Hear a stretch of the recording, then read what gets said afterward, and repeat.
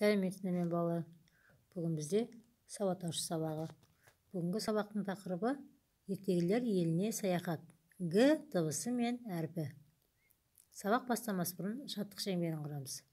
Ашық менің жүрегім, ылғи күліп жүремін. Бірге ойнап бір жүрер, достарым көп білемін. Бүгін біз Г әрпімен танысамыз. Мынау Г әрпінің баспа түрі. Мынау Г әрпінің жазба түрі. Балалар, енді Г әрпінен басталатын сөздерді тыңдап көрейік. Г әрпі. Г әрпі. Газет. Газет. Гитара. Гитара. Гипс. Гипс. Глюкоза.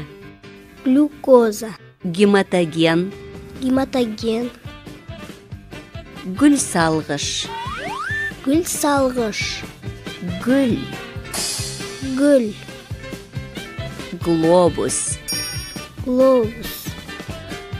Балалар, сөздерді тыңдап болсақ, енді Г дыбысының сөз ішіндегі орнын анықтап көрейік. Мына жерде бірінші бізде гитара берілген. Гитара деген сөзде Г дыбысы сөздің басында. Екінші сөз бізде егін.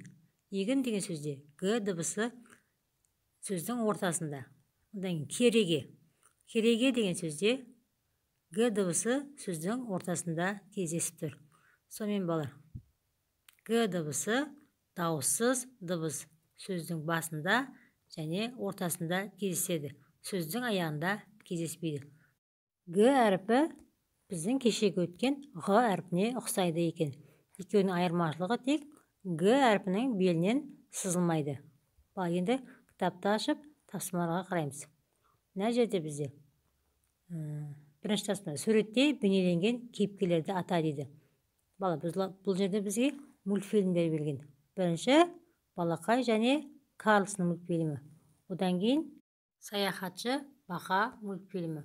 Одан кейін бізде тағы Алдар Көсей мультфильмі және төртінші бізде Гарри Поттер мультфильмі.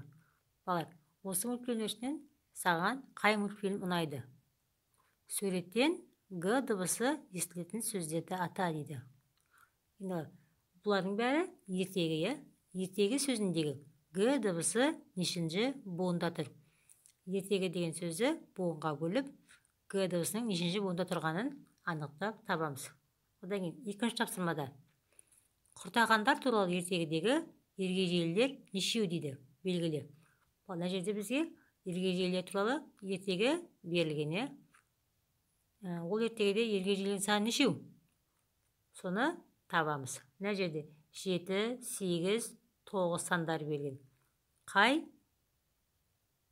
санда Г дыбысының айтылады? Сол санды белгілейміз. Онан кейін кітаптың екінші бетінде үшінші тапсырма. Г әрпімен таныс бол. Г әрпі неге ұқсайды дейді.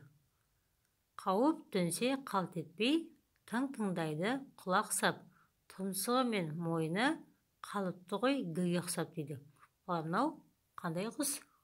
Тырна, тырна ертегісі құсы бізде Г әрпіне ұқсайды екен. Одан кейін тапсырмада бізде гүлдер берген. Қай гүл түсінің атауында Г әрпі бар дейді. Әже бізде түрлі түсті гүлдер берген. Қызыл, сары, көк және күлгін түсті гүлдер берген.